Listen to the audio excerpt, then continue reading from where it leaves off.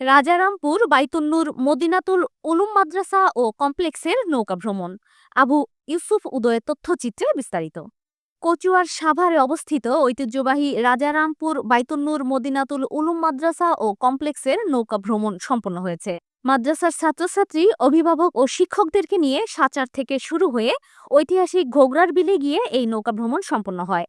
গত ২৫ সেপ্টেম্বর শনিবার সকাল ১০টায় সাচার ঘাট থেকে যাত্রা শুরু করার কথা থাকলেও যাত্রা শুরু হয় মূলত ১১টা ২০ মিনিটে এবং ১১টা ৫৮ মিনিটে নৌকা গিয়ে পৌঁছে ঘোগরার বিলের লাল মসজিদে। হইহুল্লা, হাসি আনন্দে, কোরআন তেলাওয়াতে ও ইসলামী সঙ্গীত গাইতে গাইতে নৌকা পৌঁছে যায় নির্দিষ্ট গন্তব্যে। সেখানে গিয়ে দুপুরের খাওয়া দাওয়া শেষে সবাই একত্রে জোহরের নামাজ আদায় করেন এবং নির্দিষ্ট কিছু সময় ঘোরাফেরার পর মাদ্রাসার প্রিন্সিপাল মোহাম্মদ মোজাম্মেল হোসেন একটি ছোট্ট আলোচনা সভার আয়োজন করেন। উক্ত আলোচনা সভায় তিনি সবাইকে নৌকা ভ্রমণে অংশগ্রহণ করার জন্য ধন্যবাদ জানান এবং মাদ্রাসার শিক্ষার মান বৃদ্ধির লক্ষ্যে ছাত্রছাত্রীদেরকে চিত্ত বিনোদনের মাধ্যমে সামনের দিকে আরও সুন্দর পাঠদানের প্রত্যয় ব্যক্ত করেন এবং এ কাজে তিনি অভিভাবকদের সহযোগিতা কামনা করেন।